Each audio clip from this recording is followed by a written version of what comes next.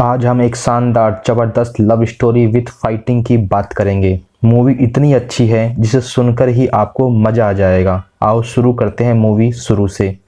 Husband wife एक गाड़ी से कोठा आ रहे होते हैं। वो आदमी इंस्पेक्टर होता है जिसका कोठा में ट्रांसफ़र होता है। रास्ते में उससे एक लड़का गाड़ी के आगे आके पैसे मांगता है कि मैंने 2 दिन से कुछ नहीं खाया। वो उसे रुपए दे देता है। जैसे ही गाड़ी के शीशे में देखता है, सोनू वही लड़का पीछे जाकर सिगरेट पी रहा है। फिर गाड़ी आगे बढ़ जाती है एक खोखे पे। इंस्पेक्टर गाड़ी से नीचे आके उस बूढ़ी औरत से पूछते हैं, कौन है ये कानन भाई? बूढ़ी औरत कहती है, मैं नहीं जानती, पर अपना नाम बताती है, मैं हूँ काली अम्मा। इंस्पेक्टर जिसका नाम साहुल असी है वह वहाँ से चला जाता है।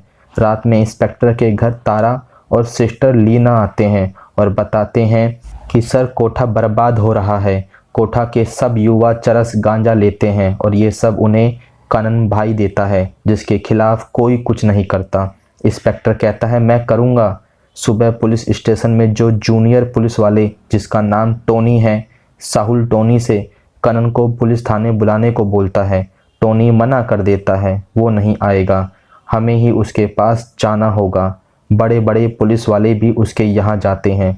साहुल उसे मना कर देता है, मैं ऐसा नहीं हूँ।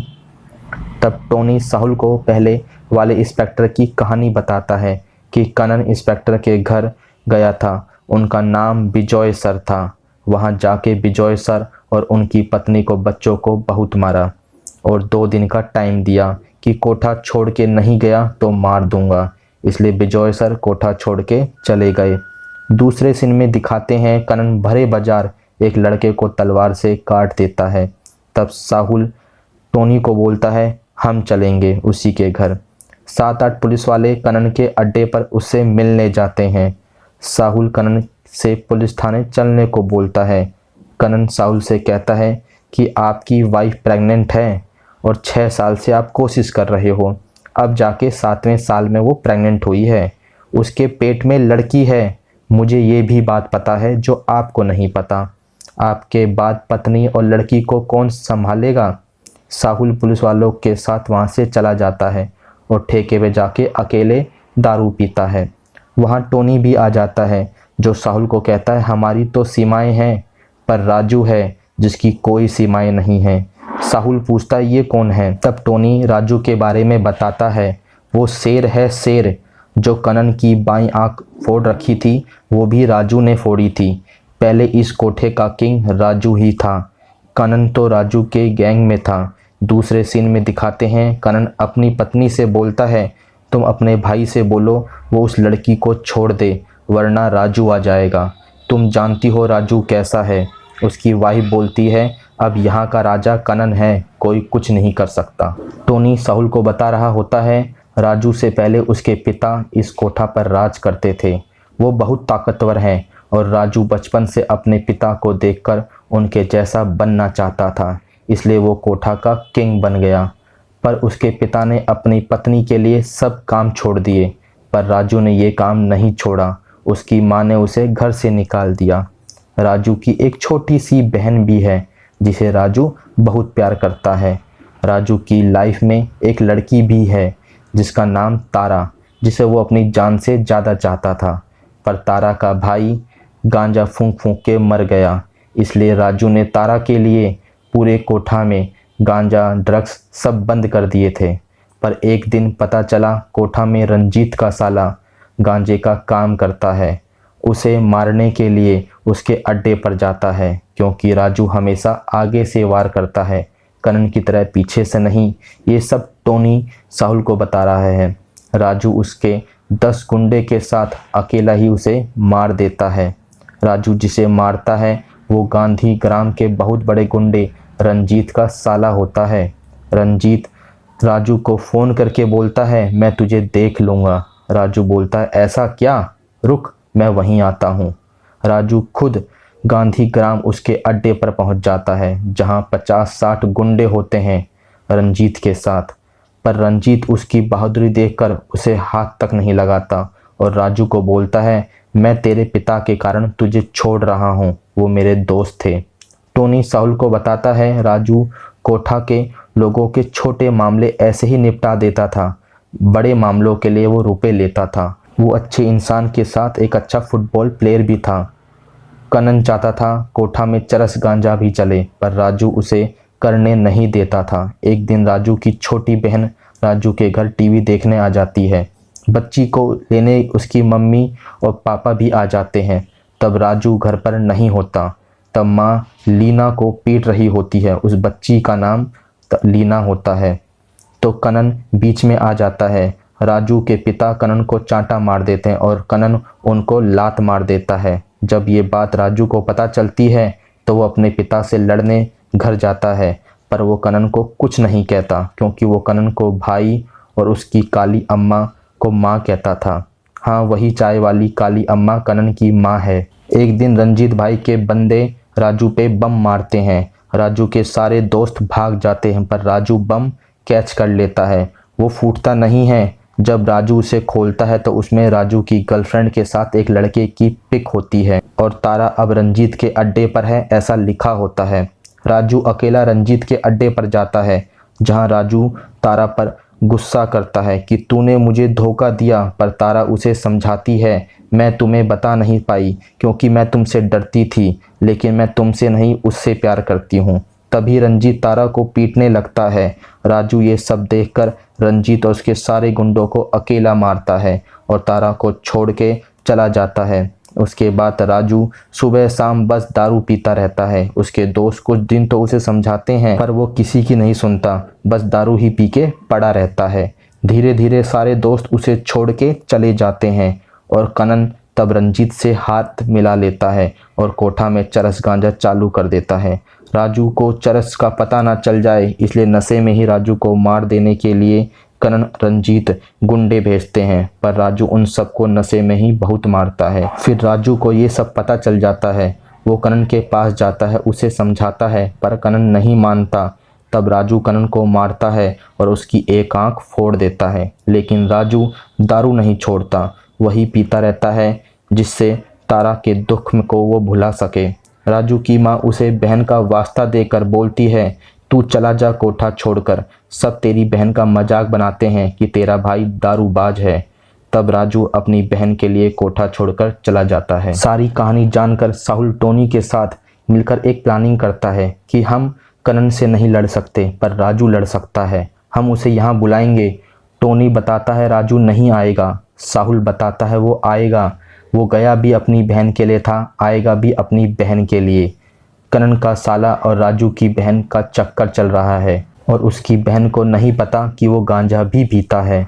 ऐसे वो प्लानिंग कर लेते हैं और एक लेटर राजू के नाम भेज देते हैं कि कनन का साला तुम्हारी बहन को परेशान कर रहा है।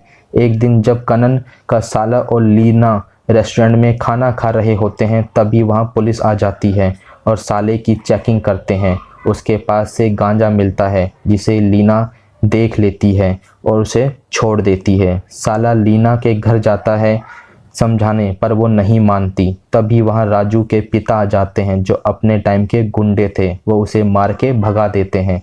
एक दिन वो लीना का बाजार में रास्ता रोक लेता है और समझाता है। जब लीना नहीं मानती तो उसे जलाने की कोशिश करता है। कोई बीच में नहीं आता कि तभी आ जाता है राजू, जो उस साले को बीच बाजार में जान से मार देता है।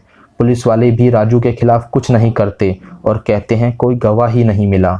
तब कनन अपने एक आदमी को राजू जहां चला गया था वहां भेजता है पता करने कि राजू वहां करता क्या था, और खुद राजू से मिलने जाता है। जब राजू और कनन बात कर रहे होते हैं तो उस आदमी का फ़ोन आ जाता है, जो बताता है राजू यहाँ का बहुत बड़ा गुंडा है और समाज की सेवा भी करता है। यहाँ उसने एक पेन से यहाँ के बहुत बड़े गुंडे और उसके सारे लोगों को मार दिया था। उससे लड़ना आसान नहीं है, वो बिना हथियार सबको मार सकता है। कनन डर जाता है और वहीं राजू से मांडवाली कर लेता है कि सब भूलकर आगे बढ़ते हैं। राजू भी मान जाता है और कनन की माँ के पास जाता है, जिसे कनन ने अपनी बीवी के कहने पर घर से निकाल दिया था। राजू काली माई से बात ही कर रहा था कि तभी वहाँ बहुत सारे गुंडे आ जाते हैं, जिसे कनन की बीवी ने भेजा था अपनी भाई की मौत का बदला लेने के लिए। राजू अकेला ही उन सबको मार देता है। जब कनन की बीबी को ये बात पता चलती है कि राजू ने सबको मार दिया, उसको बहुत गुस्सा आता है। कनन के घर आने पर उससे लड़ती है कि तुम तो कोठा पर राज करते हो, एक राजू को नहीं मार सकते जिसने मेरे भाई को मारा है। जब तक तुम उसे नहीं मारोगे तब तक मेरे पास मत आना। कनन भी अपनी बीबी से बहुत प्यार करता था, पर वो जानता था मैं राजू को सामने से नहीं मार पाऊंगा, इसलिए वो चाल चलता है और राजू के पास जाके उसके साथ खूब दारू पीता है और उसे भी पिलाता है। जब राजू बहुत नशे में होता है तब उसे मारने भेजता है, लेकिन राजू नशे में भी उसके गुंडे को मार देता है। कुछ दिन सब ठीक चल रहा है। एक दिन राजू के पिता राजू को बताते हैं कि तारा अच्छी लड़की है, उसने तुम्हारे जाने के बाद हमारी सेवा करी और अभी तक उसने किसी से शादी भी नहीं करी और उस लड़के को भी छोड़ दिया। जब राजू तारा से मिलने जाता है उससे पहले कनन तारा को चाकू मार के घायल कर देता है। राजू तारा को हॉस्पिटल लेके जाता है। पीछे से राजू के गुंडे राजू के पिता को जान से मार देते हैं। राजू कनन को बहुत ढूंढता है पर वो नहीं मिलता। राजू कनन की माँ से उसका पता पूछने जाता है क्योंकि वो उसकी माँ को भी माँ बोलता था। वो राजू को रात को घर बुलाती है कि कनन आएगा बता दूंगी। जब राजू आता है उल्टा उसको बेहोश कर कनन को दे देती है। कनन राजू को बांधे बांधे चाकू मारता है। राजू कनन को मारते वक्त बताता है वो साला तेरी बीबी का भाई नहीं उसका बेटा था। जब कनन ये पता करने लगता है पीछे से राजू को खोलकर कोई ले जाता है। कनन को लगता है राजू मर गया और उसकी लाश कोई ले गया। कुछ दिन सब ठीक चलता है पर बाद में एक एक करके कनन के सच्चे उसके साथी मरने लग जाते हैं अलग अलग जगह। जब कनन के 5 दोस्त मर जाते हैं राजू कनन के सामने आता है। जब उसके पास एक ही पुराना साथी होता है जिस पर कनन को भरोसा था, तब राजू कनन को बताता है कि तेरे बाकी साथियों को मैंने नहीं इसने मारा जिसे बस मैंने कोठा शहर देने का वादा करा। अब तुझे पता चलेगा जब अपना कोई धोखा देता है तो कितना दुख होता है। पर कनन पहले से ही वहाँ 70 गुंडे छुपा कर रखता है।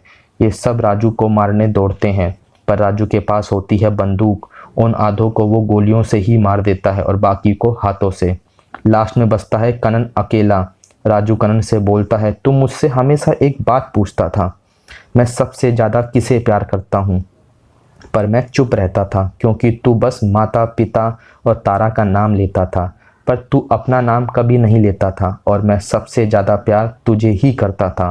तारा के धोखे से ज़्यादा दुख मुझे तेरे धोखे का हुआ, पर आज भी मैं तुझे अपने हाथ से नहीं मारूंगा।